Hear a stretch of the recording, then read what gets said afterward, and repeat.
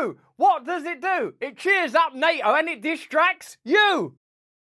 Hello there, you 6.4 million awakening wonders. Thank you for joining us on this voyage to truth and freedom that we are making together in the complex field of geopolitical conflict. There's been a coup, but what kind of coup was it? Who benefits from this coup? Who is Prigozhin? Another new word we've got to learn now. And what's really behind this story? Is it to do with the failing Ukrainian counteroffensive, the squandered Ukrainian lives that benefit the American imperialist interests currently playing out? I don't know, but by the end of this video, we'll be a lot closer to the truth together. Let's have a look at how the mainstream media are peddling this new set of NATO benefiting narratives. Breaking news. A Russian mercenary chief with thousands of troops ordering an armed rebellion and march on Moscow, only to abruptly call it off. Yevgeny Prigozhin of the Wagner Group saying he halted the march to avoid shedding Russian blood. Do you know what a war is? It's weird, isn't it, that he's a Russian mercenary as well, that works for a private branch of the Russian military. It's not Mother Teresa, is it? It's not Princess Diana, it's not Nelson Mandela. He's a Russian mercenary.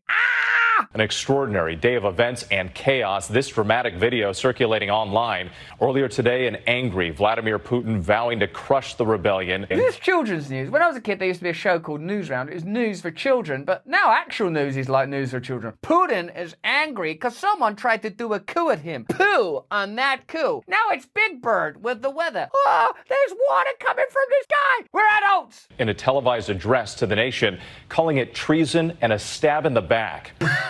Like the first one, that's actually a legalistic term. Second one, it's emotional rhetoric, isn't it? Firstly, you are here for the crime of treason. Plus, you are no longer my best friend. Make up. You bet we break up. The high-tension turn of events culminated today with those rebel forces marching toward Moscow. At this stage of the war, can we at least agree on the pronunciation of Moscow? Toward Moscow. But over the past few hours, the mercenary leader, Yevgeny Prigozhin... He looks pretty badass. I don't think he's going to be any better. You know, like when sort of a coup gets backed by Western interests and there's some sort of insurgency that we stir in a sovereign nation of some kind, you sort of think, who's this guy you're backing? We did it, Britain, with like Pinochet. He was a right bastard. Announced his troops will turn around after reaching a deal with the leader of Belarus to seek shelter there.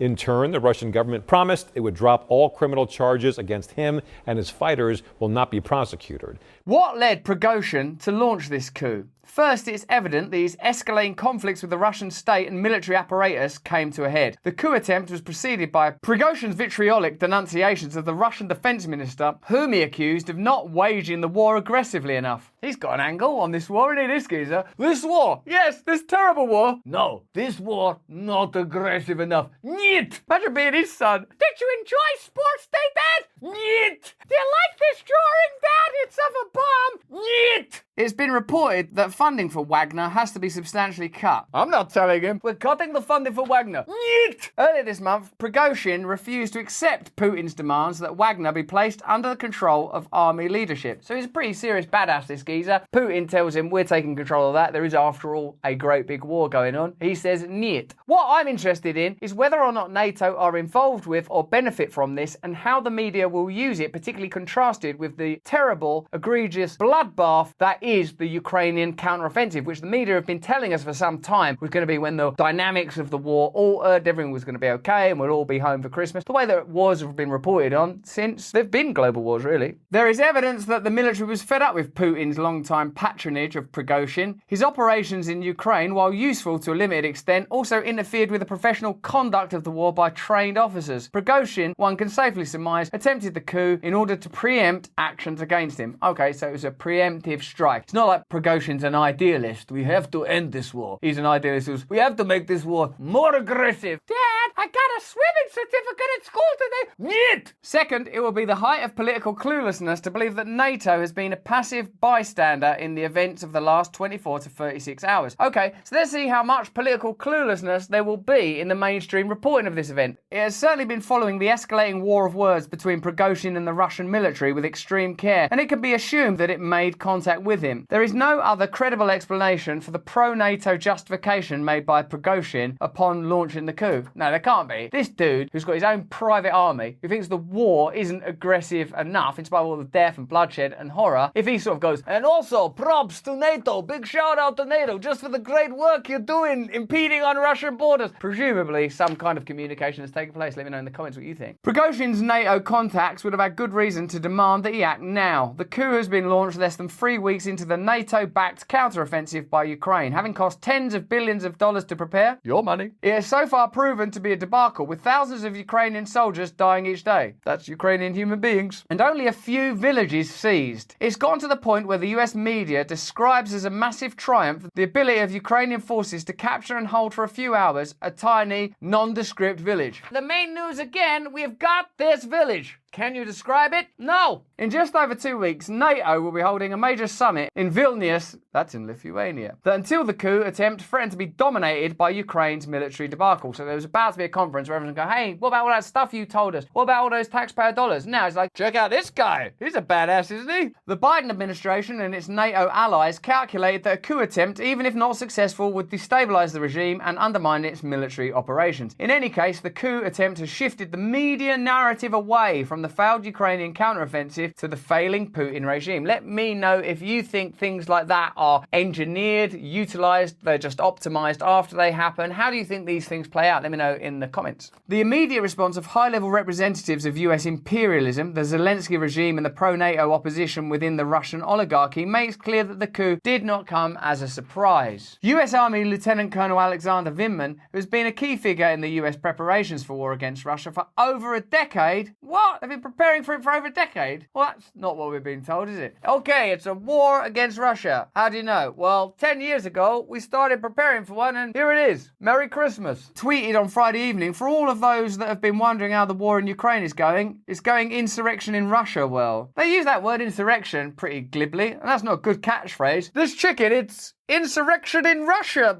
licking good. Also, it didn't stay insurrection in Russia well for that long, did it? Like a day. Later into the coup, he suggested that NATO use the opportunity to extend its air defences 100 miles into Ukraine. Ukrainian President Volodymyr Zelensky, hello, Volodymyr, also expressed support for Prigozhin's coup attempt. Prigozhin's coup attempt exposes above all the bankruptcy of the Putin regime itself, out of which Prigozhin himself emerged. He is a Frankenstein monster created by Putin and over whom the Russian president lost control. And at some point, presumably if this coup is successful or if it's, the first of a few coups, we will see our media trying to frame him as some brilliant new alternative. Like when sort of Boris Yeltsin was in charge, he was like some cuddly, shaven Father Christmas, till we all learned he was a drunk nutcase. All of these figures ultimately operate within the same communal space, have the same interests, have the same allies. No one's going to emerge out of a mercenary army and go, our priority is the children, are they? It's going to be some other bastard. For decades, Putin and Prigozhin were close allies. Until recently, the Wagner Group, which originated within the Russian military intelligence, GRU, enjoyed the evident patronage of Putin and other powerful forces within the state apparatus. Prigozhin, a fascistic warlord billionaire and convicted criminal, and now please welcome our new ally, a fascistic warlord and billionaire convicted criminal. Should we be clapping this?